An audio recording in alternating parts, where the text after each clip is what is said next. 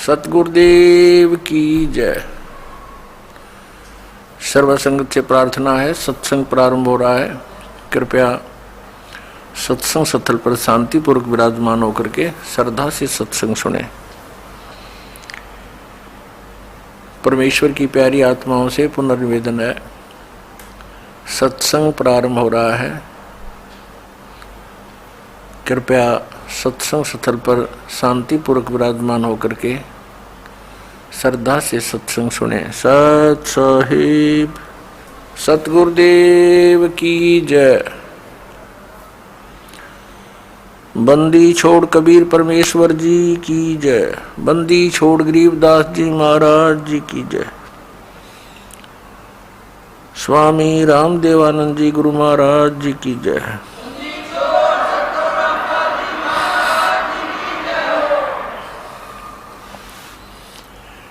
गरीब नमो नमो सतपुरुष को नमस्कार गुरु की नहीं। सुर नर मुनि जन साधुआ संतों सर्वस्ती नहीं। सतगुरु साहिब संत सब दंडोतम प्रणाम। आगे पीछे मध्य हुए तिनको जा कुर्बान। नराकार निर्विषम काल जाल वैवंजनम निर्लेपम निज निर्गुणम अकल अनुपवेशोन्दनम। सोहम सुरति समाप्तम सकल समाना निर्तल। उज्ज्वल हिरंबर हरदमम बेपरवा अथा है वार पार निमज्जतम। गरीब जो सुमर सिद्ध होई गणनायक गलता ना करो अनुग्रह सोई पारस पद परवाना। आदि गणेश मनाऊं गणनायक देवन देवा। चरण कमल लो लाऊं आद्यंत करूं सेवा। परम शक्ति संगीतम रिद्धि सिद्धि दाता सोई। अवगत गुण अतीतम सत्पुरुष निर्मोही। जगदम्बा जगदीशम मंगल रूप मुरारी। तन मन अर्पों शीशम भक्ति मुक्ति भंडारी। सुर नर मुनि जन ध्यावे ब्रह्मा विष्णु महेशा। शेष शेष मुख गावे पूजय आदि गणेशा। इंद्र कुबेर सरीखा वरुण धर्म राय ध्यावे। समृत जीवन जी का मन इच्छा फल पावे। 33 कोटि आधारा ध्यावे शेष 88। उतरे बहुजल पारा कट है यम की फांसी। 33 कोटि आधारा ध्यावे शेष 88। उतरे बहुजल पारा कट है यम की फांसी।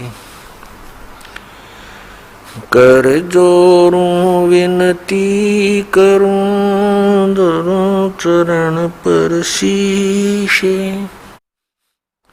गुरु जी राम देवानंद जी महाराज ने दियो नाम बख्शीश। कोटि कोटि सिजदा करूं कोटि कोटि प्रणाम। चरण कमल में राखियो मैं बंदी जाम गुलाम। कुत्ता हूँ गुरुदेव का रामपाल दास का नाम। गले प्रेम की जेवड़ी जाखे चोवा जाऊं मैं। तो करो तो बावड़ू दूर दूर करो तो जाऊं। जो राखो तो ही रहूं जो देवो सुख। जय इब के सतगुरु मिले सब दुख आँखों रोए। चरणों ऊपर शीस धरूं कहूँ जो कहनी हो। कबीर गुरु जी मिलेंगे पूछेंगे कुशलात, आद अंत की सब कहूँ, अपने दिल की बात। गुरु जी तुम ना भूलियो, चाहे लाख लोग मिल जाएं, हमसे तुमको बहुत है, तुमसे हमको नहीं। तुम्हारे विसारे क्या बने, मैं किसकी शरण में जाऊं। शिव बिरंच मुनि नारद, तिनके हृदय न समाऊं। परम पिता परमात्मा पूर्ण ब्रह्म सर्व सृष्टि रचनहार कबीर देव कबीर परमेश्वर की असीम कृपा से आप जी ये सत्संग सुनने के लिए उपस्थित हुए। पुण्य भाग हैं उन प्राणियों के जिनको मानव शरीर प्राप्त है, उससे भी अधिक पुण्य उन पुण्यात्माओं के हैं जिनको सत्संग सुनने का सु अवसर प्राप्त होता है। परमात्मा कौन है, परमात्मा कैसे हैं, परमात्मा को कैसे पाया जाता है, परमात्मा के पाने के लिए प्रत्येक मानव प्रयत्नशील है। वह परमात्मा कैसा है, उसके अंदर ऐसी क्या विशेषता है जिसकी हम खोज कर रहे हैं। परमात्मा के अंदर ऐसी क्या विशेषता है, क्या खासियत है जिसको खोजने के लिए हमने बहुत सारे तरीके भी अपनाए हैं। अधिकतर व्यक्ति तो संसारिक सुविधाओं को बटोरने में ही सारा जीवन लगे रहते हैं, उन्हीं को उत्तम मानकर चिपके हैं। और कुछ एक पुण्यात्माओं ने राज तक को त्याग दिया। राजा को सर्व भौतिक सुविधाएं उपलब्ध होती हैं और उसने वो सब त्याग दी और फिर परमात्मा के पाने के लिए कठिन प्रयत्न किए, परिश्रम किए, साधनाएं की, रूखा सूखा भोजन खा करके परमात्मा के पाने के लिए वो प्रयत्नशील रहे। एक समय एक सिमली नाम की लड़की थी और वो किसी गुरु से उपदेशी थी, आस्था भगवान में गणी थी। और प्रारंभ से ही ये ऐसा रहा है कि जगत और भक्त का आपस में मतभेद बना रहा और जिस कारण से भक्तों को बहुत कठिन यातनाएं सहन करनी पड़ी। संसार की रीतियां, सांसारिक जो परंपराएं हैं वो यहाँ इस काल के जाल में रहने के लिए व्यवस्थित है, एक व्यवस्था है। और जो लोग परमात्मा से परिचित नहीं है वो इसी में, इन्हीं में व्यवस्थित है। उस लड़की की बहुत आस्था थी। नगर के बाहर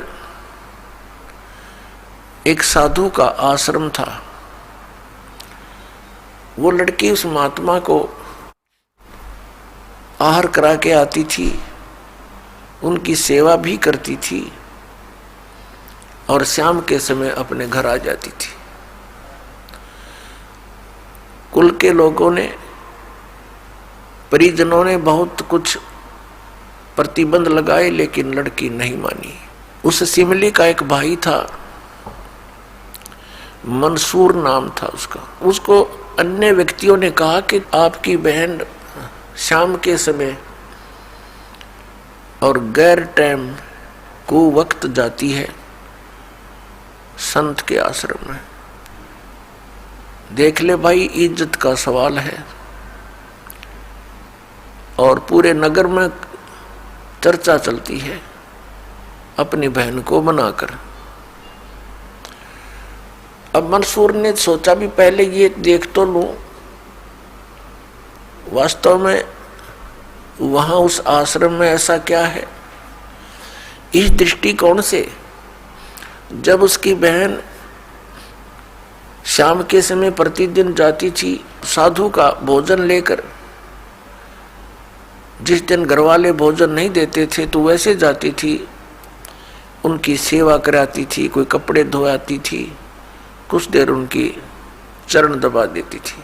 अब मंसूर ने भाई ने सोचा कि सीधा संत से बोलना अच्छा नहीं होता, साधु संत बड़े सहनशील होते हैं और सिद्धि युक्त होते हैं, अपराध के विषय में कुछ उठपटांग कहना हानिकारक हो सकता है। उसने क्या किया कि आश्रम के बाहर खड़ा हो गया और जैसी भी कच्ची पक्की कोई द्वार थी उसके अंदर कोई सुराख था, उस सुराख से वो देखने लगा।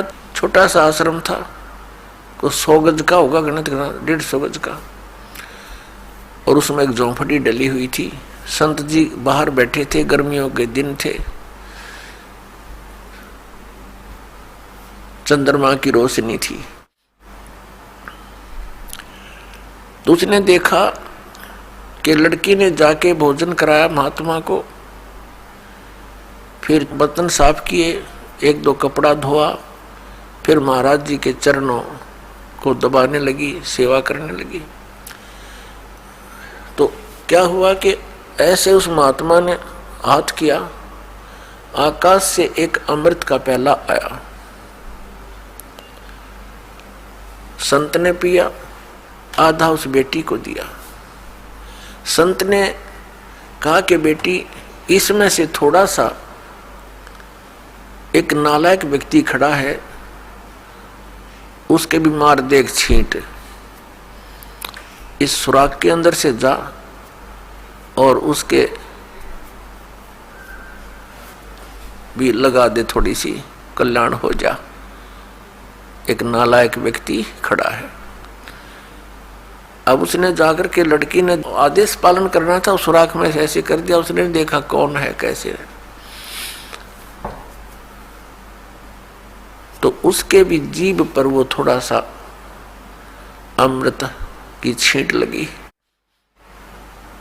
एकदम उसके हृदय में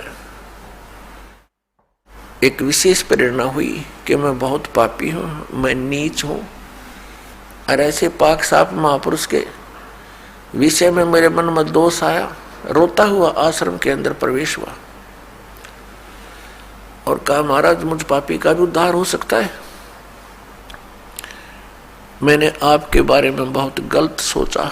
उस संत ने कहा, बेटा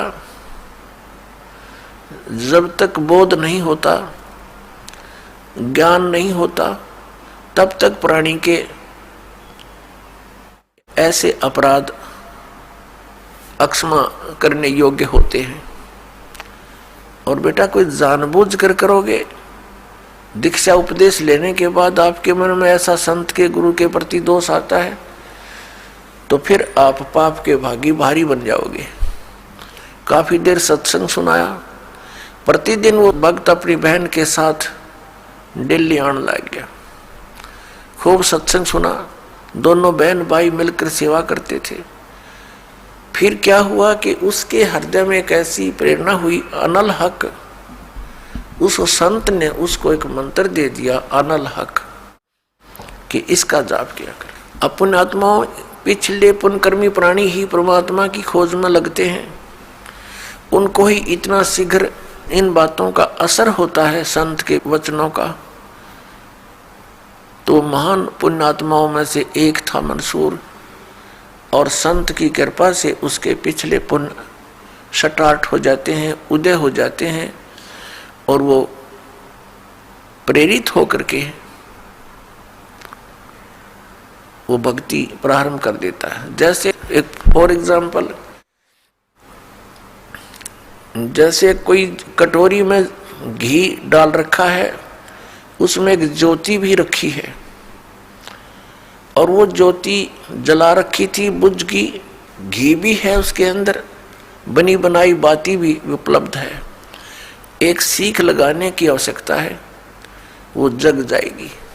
तो जितने भी पुण्यकर्मी प्राणी हैं, जो भी साधु संत महापुरुषों के प्रवचन सुनते हैं, किसी भी संत के, चाहे उसने भक्ति मार्ग का कति ज्ञान नहीं, लेकिन भगवान की महिमा तो वो भी सुना ही देते हैं। तो उससे क्या होता है कि वह ज्योत जग जाती है। अब वह ज्योत तक जगगी, जब तक पूर्व जन्म का उसके अंदर घी है यानी पुण्य है तो जगेगी, प्रेरणा बनी रहेगी भगवान के पाने की। यदि आगे उसमें विधि घी उसके पास नहीं है डालने के लिए तो वो ज्योति भी जल जाएगी और घी भी समाप्त हो जाएगा और सारा कटोरा व कटोरी काली हो जाएगी। तो पुण्यात्मा उस अनलहक मंत्र के गुरु जी ने दे दिया जो मंत्र देना था उसको। अनलहक का अर्थ होता है अहम ब्रह्मास्मि, मैं ही ब्रह्म हूं, मैं ही परमात्मा हूं, अनलहक। हालांकि ये कोई मंत्र वंत्र नहीं था, लेकिन उस मंसूर के अंदर वो पूर्व जन्म का घी और ज्योति रह रही थी, वह जगेगी। अब उस मंत्र से भविष्य में तो कोई लाभ उसको होना नहीं था, क्योंकि वो चार्जर ठीक नहीं था। पूर्व जन्म की बैटरी से उसमें इतना प्रभाव था, इतने पुण्यों से, कि उसने अनल हक कहना शुरू कर दिया कि मैं ही परमात्मा हूं। अब भोली आत्माओं पुण्यात्माओं को जैसा भी गुरु ज्ञान देता है वो तो दृढ़ होते हैं। गुरु जी ने 2 दूना 6 कह दिया तो वो 6 ही बोलते रहेंगे। घर वाला कहेगा, कोई उसको बताना चाहेगा, वो नहीं मानेगा, कहता नहीं मेरे गुरु जी ने ऐसे ही बोला। तो अबोध बच्चे ऐसे ही होते हैं। इस बात का ज्ञान पूरे मुसलमान धर्म में हुआ, क्योंकि वो मुसलमान धर्म से संबंधित था। और मुसलमान धर्म ये मानता है कि जीव ब्रह्म नहीं हो सकता। वैसे तो जीव ब्रह्म हो ही नहीं सकता, ये तो अंडरस्टूड है। जीव तो ब्रह्म है ही नहीं, ब्रह्म अलग है, जीव अलग है। ब्रह्म मीन भगवान, जो जीव का भी उत्पत्ति करता है। लेकिन मुसलमान धर्म ये मानते हैं कि पृथ्वी पर परमात्मा नहीं आ सकता। वह तो 7वें आसमान में रहता है, 7वें स्वर्ग में। और कोई ये कहता है कि पृथ्वी पर परमात्मा है, वो दंड का अधिकारी है, वो भ्रमित कर रहा है, मुसलमान धर्म के विधान को बिगाड़ रहा है। इस कारण से मंसूर को बहुत बार समझाया, राजा तक बात गई, बहुत कुछ कहा, लेकिन नहीं माना, अनलहक करता रहा। उसको कहा कि तू ऐसा मत बोल। अब साधु को तो कोई बोल नहीं सका था कि वो क्या मंत्र दे रहा है, लेकिन पब्लिक के अंदर जब बात आ जाती है तो वो अपना पूरा जोर शोर से विरोध करते हैं। अब क्या हुआ कि वो नहीं माना तो उसको चौराहे पर खड़ा कर दिया, बांध दिया उसको चौराहे पर। और फिर क्या कहा कि या तो तू अनलहक कहना छोड़ दे, नहीं तो तेरे पत्थर मारेंगे। उसने फिर कहा अनलहक, क्योंकि वो तो मदमस्त हो गया था, अलमस्त हो गया था। ऐसी स्थिति पूर्व जन्मों के पुण्यों से होती है,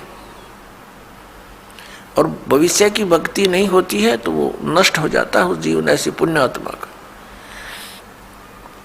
तो उसको सजा दी गई कि पूरे नगर के व्यक्ति इसको पत्थर मार मार के इसका वध करेंगे। ऐसी सजा दें ताकि और भी कोई ऐसी हिम्मत ना करे। तो सभी लाइन में आ रहे थे और पत्थर मार रहे थे, तू पापी है, पत्थर मार रहे थे, निकल जाते थे। अब उसकी बहन सिमली का भी नंबर आ गया। जब और पत्थर लगा रहे थे वो हंस रहा था, अनलहक अनलहक हंस रहा था। और जब उसकी बहन सिमली का नंबर आया वो भी लाइन में खड़ी थी। तो बहन ने सोचा पत्थर तो मैं नहीं मारूंगी, लेकिन लोक लाज में आके उसने फूल उठा लिया कि मैं फूल मार आऊंगी उसके। यहाँ ये लोग भी ना मेरा विरोध करेंगे और भाई का चोट भी ना लगेगी। उसने फूल मारा, फूल मारते ही वो रोने लग गया, बहुत बुरी तरह रोने लगा। तब सिमली ने कहा कि भाई, लोग तेरा पत्थर मार रहे थे, उनके पत्थरों से नहीं रो रहा था, और तू मेरे फूलते रोने लग गया। अरे ये कोई चोट थोड़ी लगी तुझे? उसने कहा, सिमली ये तो अनजान थे, इनका मुझे दुख नहीं था, तू तो परिचित थी मैं किसके ऊपर फिदा हो रहा हूं, और तेरा हाथ कैसे हो गया नालायक मेरी तरफ?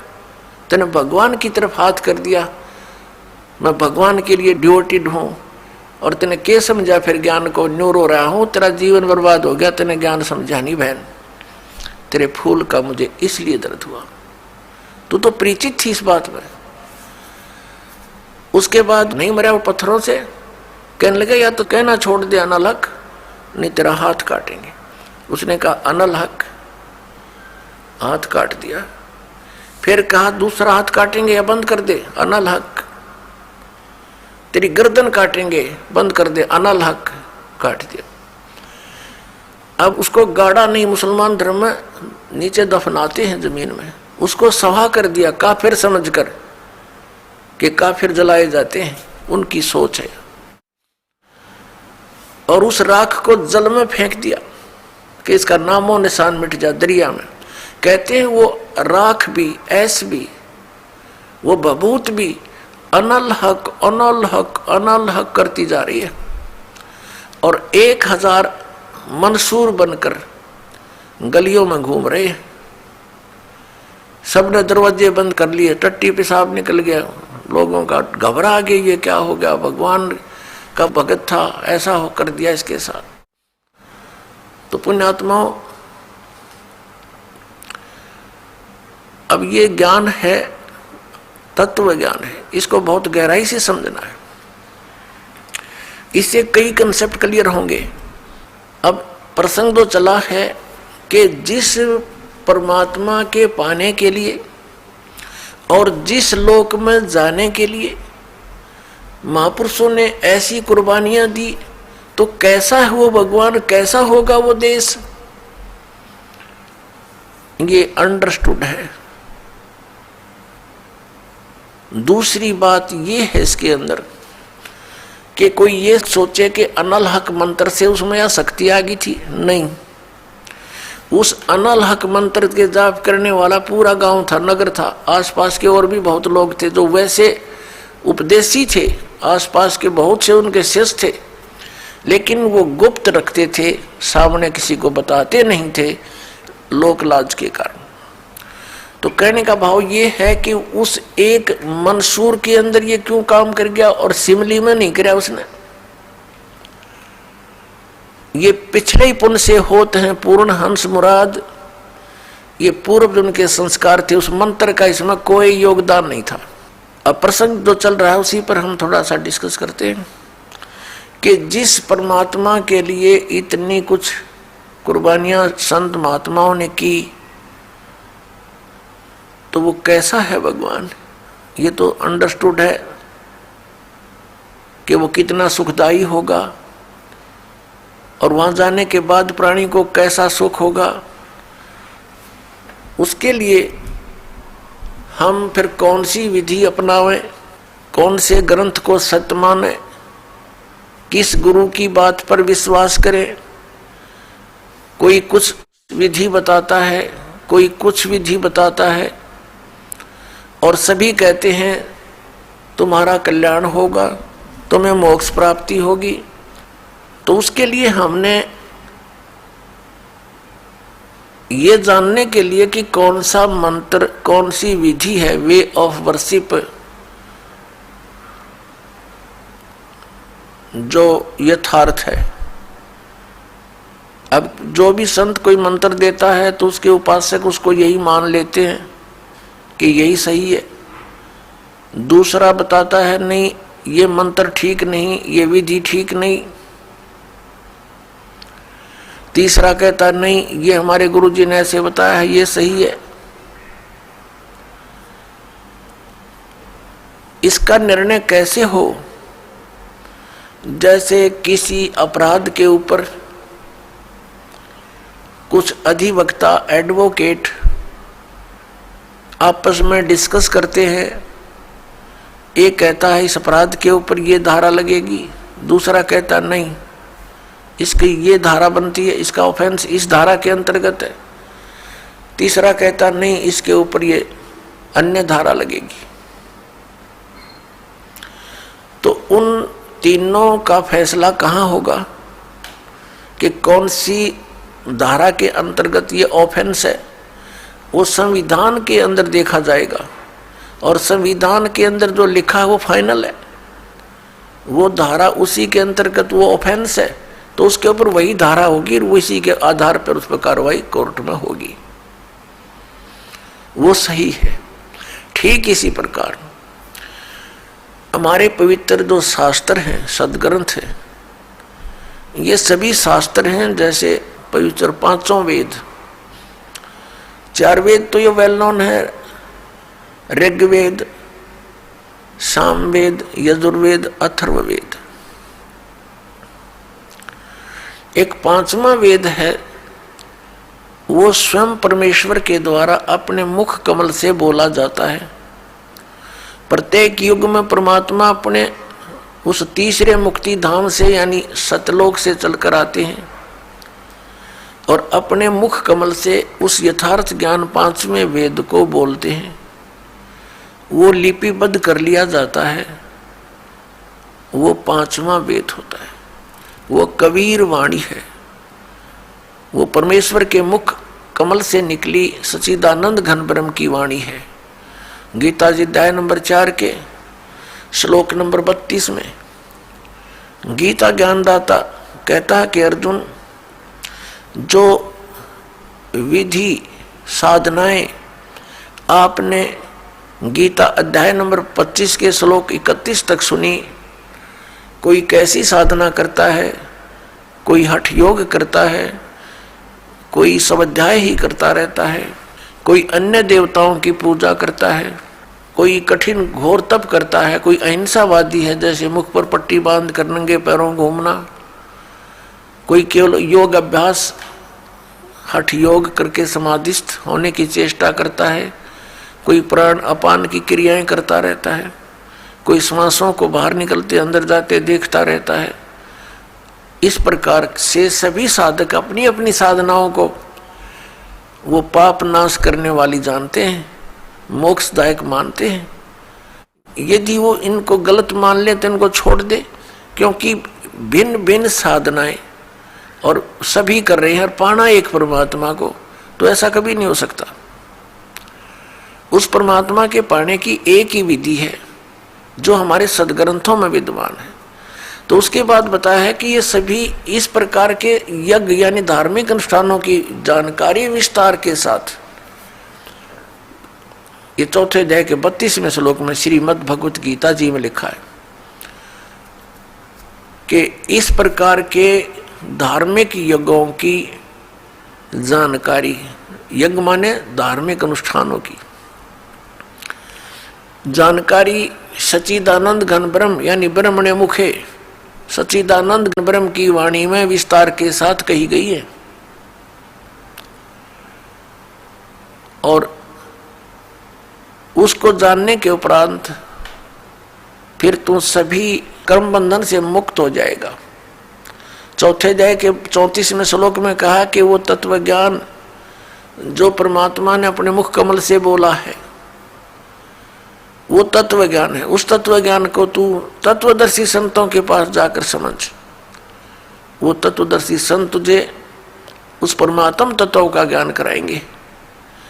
इससे एक तो ये सिद्ध हो गया कि गीता ज्ञानदाता कंप्लीट नॉलेज, स्पिरिचुअल नॉलेज नहीं रखता।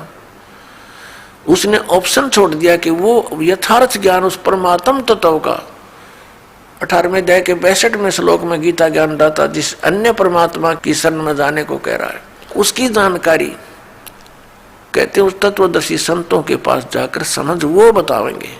गीता ज्ञानदाता नहीं जानता। तो वहां क्या बताया है कि वो सच्चिदानंद घन ब्रह्म की वाणी वो सूक्ष्म वेद है। यहाँ गीतानुवादकर्ताओं ने चौथे अध्याय के 32वें श्लोक में अनर्थ कर दिया। ब्रह्मणे मुखे एक शब्द है इसके अंदर मूल पाठ में, उन्होंने इसका अर्थ गलत कर दिया, वेद की वाणी लिख दिया। नहीं, वेद ज्ञान तो गीता ज्ञानदाता बोल ही रहा है, जिनको तुम वेद मानते हो, चारों वेदों का एक सारांश है ये श्रीमद् भगवद गीता। कोड वर्डों में है, अधिकतर संक्षेप में है, तो वो तो बोल ही रहा है। वो खुद कह रहा है कि पांचवा जो वेद है उसके अंदर वो लिपिबद्ध है, वो तत्व ज्ञान है, उसको तत्वदर्शी संतों के पास जाकर समझ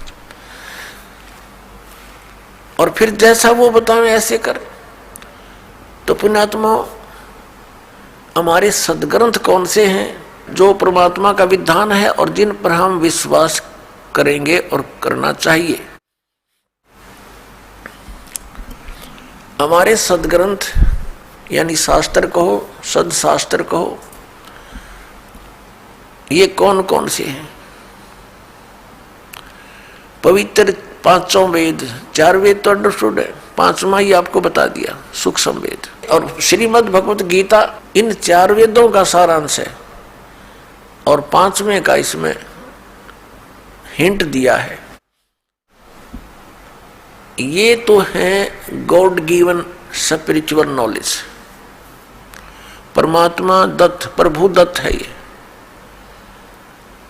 ब्रह्म दत्त है ये। और फिर 18 पुराण ये अध्यात्म ज्ञान को समझने के लिए सहयोगी हैं। और इनके अंदर जो वे ऑफ वर्शिप लिखी है यदि वो वेदों से मिलती है, श्रीमद् भगवत गीता से मिलती है, तो वो तो सही है, उतना तो वेदों और गीता वाला ही ज्ञान है। बाकी उस वेद, उस पुराण के वक्ता के घर का है, उसका अपना अनुभव है। अब उसका अनुभव वेदों और गीता से नहीं मिलता तो हमें मान्य नहीं है, हमें स्वीकार्य नहीं है। क्योंकि पुराण कौन है, पुराण क्या है? ये श्री ब्रह्मा जी ने बोला ज्ञान है। ये 4 वेद, ऋग्वेद, सामवेद, यजुर्वेद, अथर्ववेद, ये 4 वेद ब्रह्म ने अपने पुत्र रजगुण ब्रह्मा जी को दिए थे। और ये 5 वेद, ये सूक्ष्म वेद सहित ये 5 वेद पूर्ण परमात्मा ने, सत्य पुरुष ने, परम अक्षर ब्रह्म ने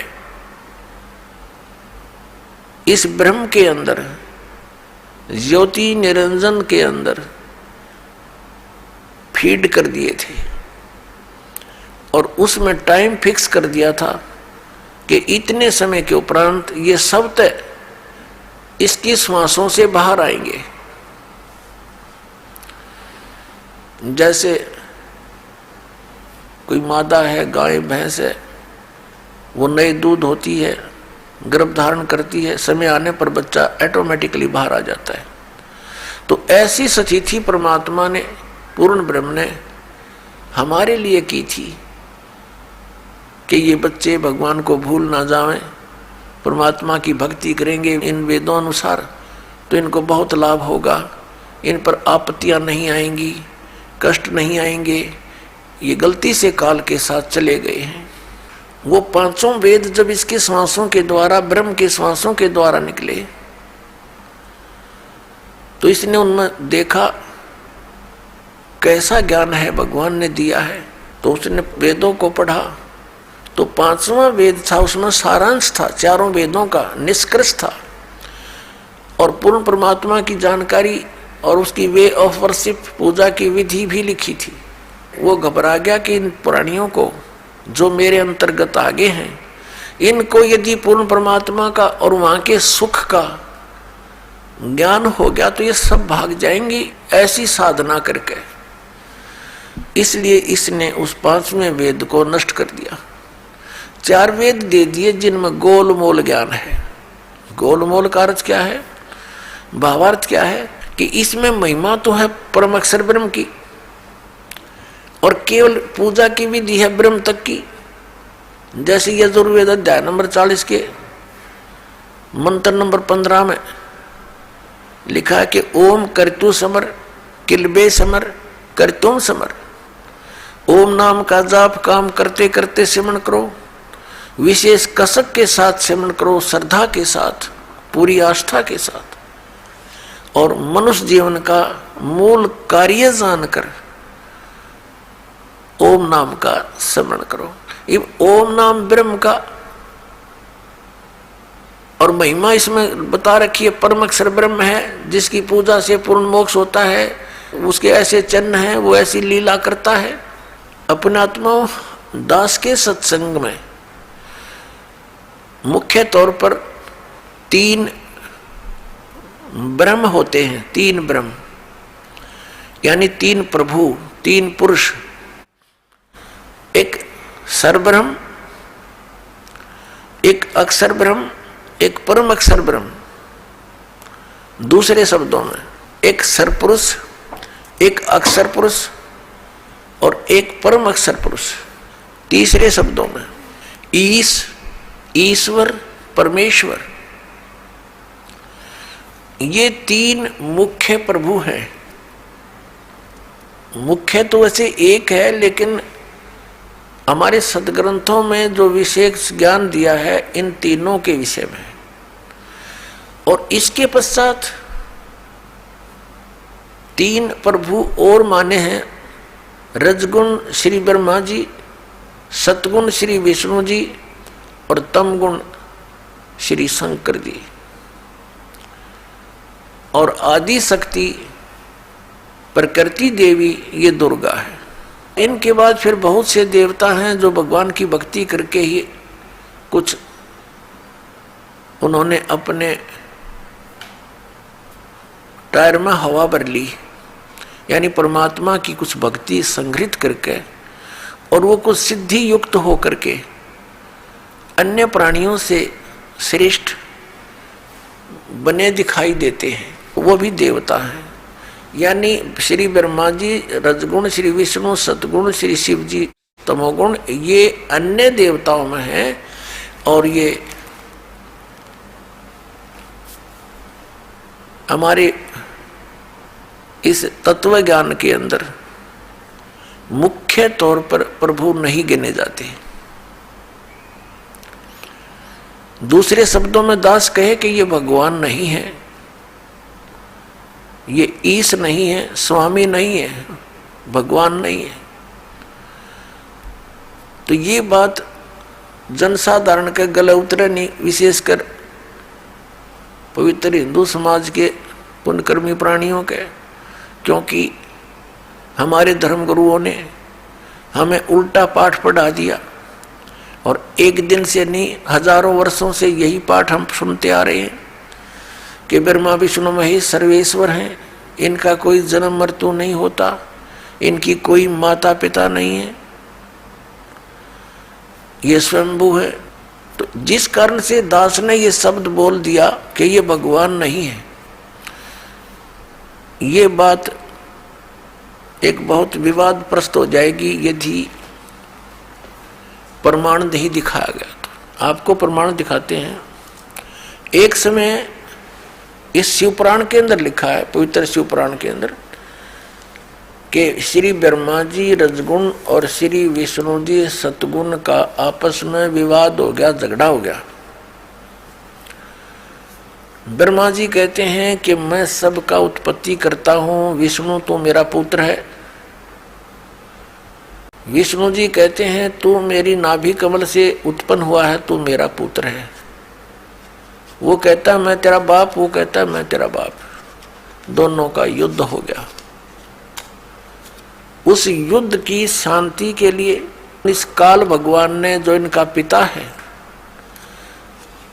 जिसको ये सदाशिव कहते हैं पौराणिक, और ये हिंदू धर्म के गुरु जी, उस सदाशिव ने इनके बीच में एक स्तंभ खड़ा कर दिया, तेजों में पिलर, बहुत लंबा चौड़ा लिंग स्तंभ। तो ये लड़ना तो भूल गए, उसके और छोर को खोजने में लग गए। जब दोनों असफल रहे तो फिर वो सदाशिव जो इनका पिता है ब्रह्मा जी विष्णु जी शिव जी का, वो शिव रूप धारण करके वहां खड़ा हो गया। फिर उनको ज्ञान बताने लगा, कहने लगा कि तुम अपने आप को भगवान मान बैठे, तुम भगवान नहीं हो, यू आर नॉट गॉड। अपना आत्मा दास कहे तो विदग्ध इनके इतिहास बताते हैं तो आपको स्वीकार्य होगा। ये देखिए, ये है श्री शिव महापुराण हिंदी टीका सहित भाग 1। श्री शिव महापुराण विद्या अवरिधि पंडित ज्वाला प्रसाद जी मिश्र कृत हिंदी टीका सहित, खेमराज श्री कृष्णदास प्रकाशन मुंबई, इतने यहाँ से प्रकाशित है। हम इसके ये देखिएगा, इसके प्रश्न नंबर 11 से हम शुरू करेंगे। ये है विद्वेश्वर संहिता भाग 1 छठा अध्याय। नंदी केश्वर बोले, हे योगीधर, आगे एक समय विष्णु भगवान से सैया पर अपने गुरुड़ आदि पार्षदों से संयुक्त लक्ष्मी सहित शयन करते थे। उस समय ब्रह्म ज्ञानियों में श्रेष्ठ ब्रह्मा जी, अब यहाँ के इसे ब्रह्म ज्ञानी है, देखियो, अपनी इच्छा से ही वहां आए। सब प्रकार सुंदर सेज पर शयन करते हुए कमल लोचन विष्णु जी से पूछने लगे, तुम कौन हो जो मुझे देखकर अभिमानी पुरुष के समान शयन करते हो? हे वत्स, हे बेटा। ब्रह्मा जी कह रहे विष्णु जी को, हे वत्स, हे बेटा, उठो, देखो मैं तुम्हारा स्वामी आया हूं, तेरा मालिक आया हूं। आए हुए गुरु को देखकर जो अभिमान करता है, उस द्रोही मूड का प्रायश्चित होना उचित है। यह सुनकर विष्णु जी के अंतर में तो क्रोध हुआ, अंदर तो बड़ा गुस्सा आया, पर ऊपर तो शांत बने रहे, परंतु बाहर से शांत रहे और बोले, हे वत्स, हे बेटा, तुम्हारा मंगल हो, बैठो, इस आसन पर विराजमान हो। अब विष्णु जी कहे, उसने ब्रह्मा जी को कहा, जा बेटा बैठ जा। इस समय तुम्हारा नेत्र कुटिल और मुख वक्र यानी टेढ़ा क्यों हो रहा? गुस्से में हो रहा था ब्रह्मा जी। ब्रह्मा जी बोले, हे वत्स, हे बेटा विष्णु, तुमको समय के प्रभाव से अभिमान है। हे पुत्र, मैं तुम्हारा रक्षक और जगत का पिता मैं हूं। विष्णु जी बोले, यह तो सब जगत मुझ में सचित है, तुम चोर के समान किस प्रकार अपना कहते हो? तुम मेरी नाभि कमल से उत्पन्न हुए हो, इससे मेरे पुत्र हो, मुझे पुत्र कहना सर्वथा व्यर्थ है। नंदी केश्वर बोले, इस प्रकार ब्रह्मा विष्णु दोनों ही रजोगुण से मुग्ध होकर विवाद करने लगे। मैं श्रेष्ठ हूं, मैं स्वामी हूं, ऐसा कहकर एक दूसरे को मारने की इच्छा से युद्ध करने में उत्सुक हुए। अब देखो, संपूर्ण देवता विमान में बैठकर वो तो लठ बजाने तैयार हो रहे हैं, और हमारे देवता फिर क्या क्रिया करते हैं? तब संपूर्ण देवता विमानों में बैठकर उस महाअद्भुत युद्ध को देखने चले आए और आकाश में उनके ऊपर फूल बरसाने लगे। वारे देवताओं, बताइए, देवताओं के काम है। दो भाई लड़ भी रहे हैं किसी कारण से, भले पुरुषों का काम है उनका बीच बचाड़ा करके छुटवावे, उनसे युद्ध बंद करवावे, और ये देवता फूल बरसावे। कहाँ मरो कटके, देखो कौन सा तगड़ा है। तो ये सारा एक काम बिगड़ा पड़ा पुण्यात्माओं इस तत्व ज्ञान के अभाव से। अब हम उस प्रसंग पर आते हैं कि जिसके अंदर ये कहा गया है इसी पवित्र पुराण में कि ब्रह्मा और विष्णु तुम भगवान नहीं हो, यू आर नॉट गॉड। देखिए, अब हम आगे हैं 17 पृष्ठ पे। और विद्वेश्वर संहिता भाग 1 अध्याय 9, ये वही प्रसंग यहां तक चल रहा। नंदीकेश्वर बोले इस प्रकार भगवान ने उन नम्र हुए। अब क्या हुआ कि उन दोनों के बीच में, अभी आपको बताया था, उन दोनों ब्रह्मा और विष्णु जो लड़ रहे थे उनके बीच में एक पिलर खड़ा कर दिया तेजों में, लिंग बहुत लंबा चौड़ा जिसका कोई और छोर उन दोनों को नहीं मिला। और फिर ये स्वयं प्रकट हो गया। कौन? इनका पिता, ये सदाशिव बोलते हैं इसको, ये काल ब्रह्म जिसने गीता का ज्ञान दिया। अब यहां देखिए, हम जो आपको दिखाया था, फिर देखिए ये पृष्ठ 17 पे विद्वेश्वर संहिता भाग 1 अध्याय 9 पर नंदीकेश्वर बोले इस प्रकार भगवान ने उन नम्र हुए ब्रह्मा और विष्णु पर अनुग्रह करके उनके युद्ध में परस्पर उनकी सेना मारी गई थी उस सब को, यहां देखें, उन दोनों की अज्ञानता और वैर को दूर करने के अर्थ उनसे क्या कहा। भगवान काल भगवान ने, सदाशिव ने क्या कहा कि मेरे सकल और निष्कल यानी साकार और निराकार में भेद से 2 रूप हैं, परंतु और ईश्वर नहीं है, मेरे अतिरिक्त कोई प्रभु नहीं है। इस कारण उनके 2 रूप नहीं हो सकते। पहला सतम रूप और दूसरा पीछे मूर्तिमान रूप धारण किया। इसमें ब्रह्म रूप निष्कल है, ये निष्कल है, निष्फल नहीं। और ईश्वर रूप सगुण है। मेरे ये दोनों रूप सिद्ध हैं, दूसरे किसी के नहीं हो सकते। इस कारण तुम दोनों को अथवा दूसरों को ईश्वरत्व की प्राप्ति नहीं हो सकती। तुमने जो अज्ञान से अपने को ईश माना, तुमने अज्ञान से अपने को ईश यानी भगवान माना, यह बड़ा अद्भुत हुआ। उसके दूर करने को ही मैं रण स्थान में आया। अब तुम दोनों अभिमान त्याग कर मुझ ईश्वर में अपनी बुद्धि लगाओ। मेरे प्रसाद से लोक में सब अर्थ प्रकाश होते हैं। मैं ही परब्रह्म हूं। अब ये काल बोल रहा है, अब यहां विचलित कर रहा है इनको। मैं ही परब्रह्म हूं, मेरा ही कल अकल रूप है। ब्रह्म होने से मैं ईश्वर हूं। अनुग्रह आदि मेरा कृत्य है। सर्वव्यापी होने से और जगत के वर्धक होने से मैं ब्रह्म हूं। हे ब्रह्म केशव, समतव और व्यापक होने से मैं आत्मा हूं। मैं इस सब का ईश हूं। यह मेरा है, मेरे सिवाय किसी दूसरे का नहीं है। प्रथम तो ब्रह्म तो ज्ञान के निमित्त निष्कल ब्रह्म का प्रादुर्भाव हुआ। 18वें पृष्ठ पर चलते हैं। इससे मैं अज्ञात रूप हूं, पीछे तुम्हें प्रगट दर्शन देने के निमित्त साक्षात ईश्वर, तत्क्षण ही मैं सगुण रूप हुआ हूं।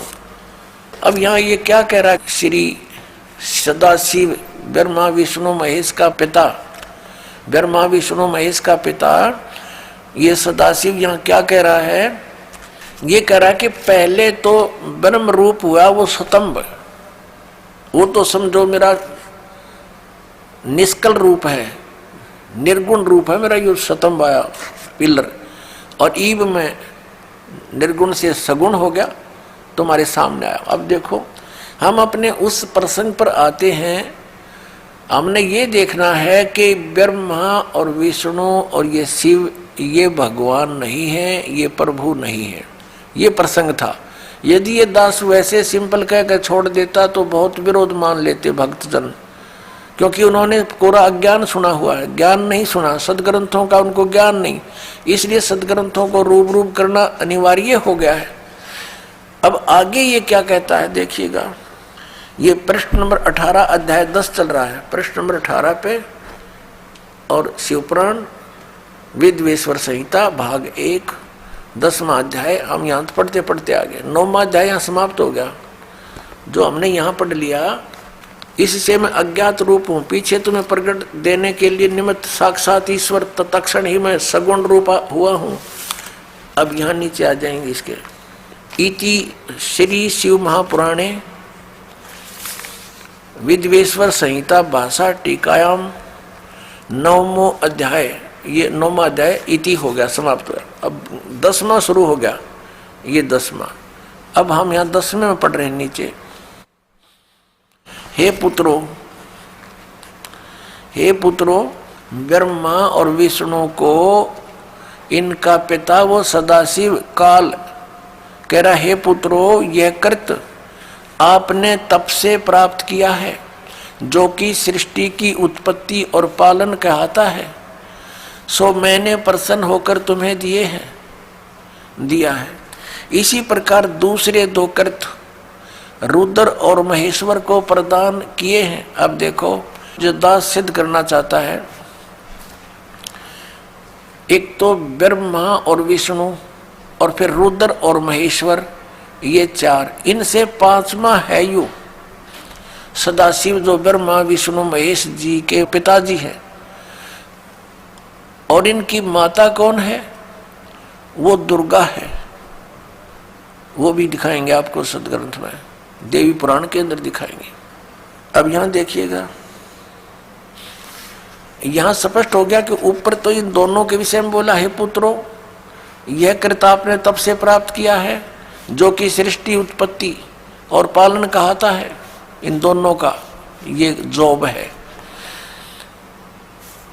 मैंने प्रसन्न होकर तुम्हें दिया। देखो, हींग लगी ना फटकड़ी इसकी। तब तो कह रहा है कि तुमने तप किए, घोर तप किए।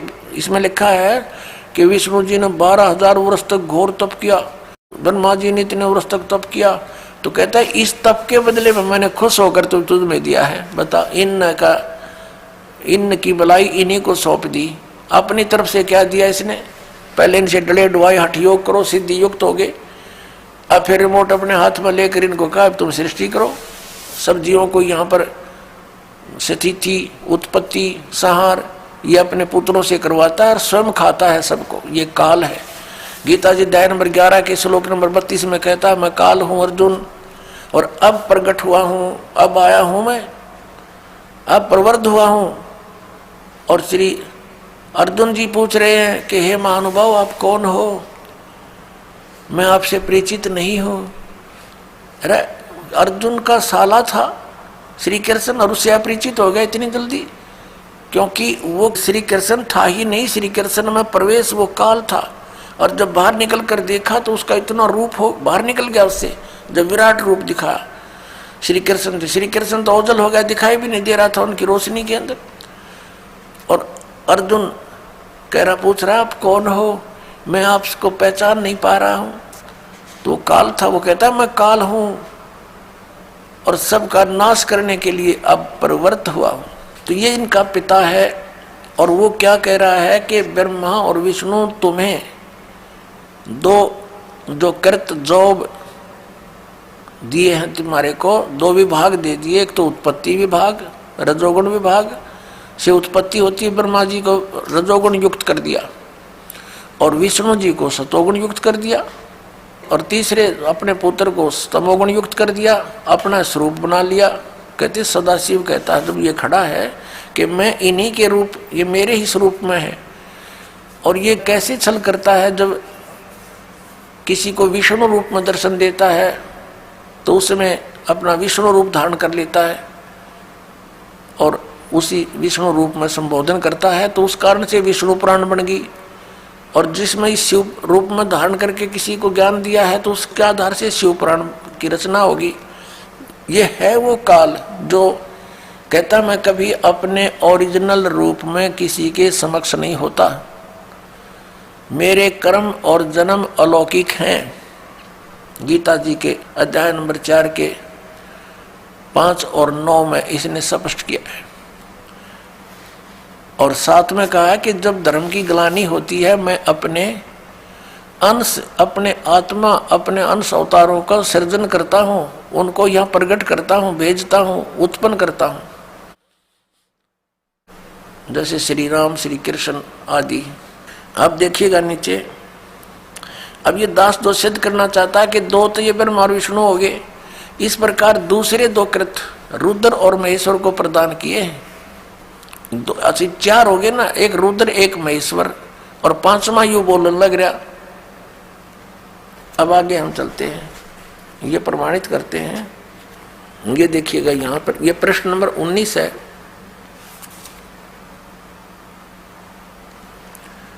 और ये विद्वेश्वर संहिता भाग 1 अध्याय 10 चल रहा है, यहां से हम लेंगे।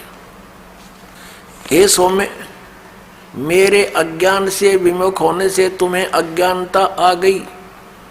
विष्णु और ब्रह्मा जी को कह रहे हैं मेरा ज्ञान होने से ऐसा नहीं होता, ज्ञान और रूप महेश के तुल्य हो जाते हैं। इस कारण इस ज्ञान की सिद्धि के निमित्त ओंकार नामक मंत्र जप करो। अभिमान दूर करने वाला, यह अभिमान दूर करने वाला है। सोई निज मंत्र उपदेश करते हैं। यह ओंकार मेरे मुख से उत्पन्न होने से मेरे ही रूप का बोधक है, यानी ब्रह्म का, और महामंगल करने वाला है। यह वाचक है, मैं वाच्य हूँ। यह मंत्र मेरा आत्मा है कि उसके स्मरण से मेरा स्मरण होता है। उत्तर की ओर मुख से आकार का, इसका बहुत वर्णन दे रखा है। पश्चिम के मुख से उकार का, दक्षिण के मुख से मकार का, पूर्व के मुख से बिंदु का, और मध्य के मुख से नाद उत्पन्न हुआ है। इस प्रकार पांच प्रकार से यह निर्गत हुआ। सब एक होकर ओम ऐसा एक अक्षर हो जाता है। ओम ऐसा एक अक्षर हो जाता है। अब हम इससे इतना ही लेंगे। इस पवित्र पुराण ने हमारा बहुत सा काम हल्का कर दिया इस दास का। एक तो ये सिद्ध कर दिया कि ब्रह्मा और विष्णु और शिव और रुद्र, महेश्वर जिसको कहते हैं, ये भगवान नहीं है, ये ईश नहीं है। इसलिए दास कहता है कि तीन मुख्य रूप में दास के प्रवचनों में ये ब्रह्म समझो। एक सरब्रह्म, एक अक्षर ब्रह्म, और तीसरा परम अक्षर ब्रह्म।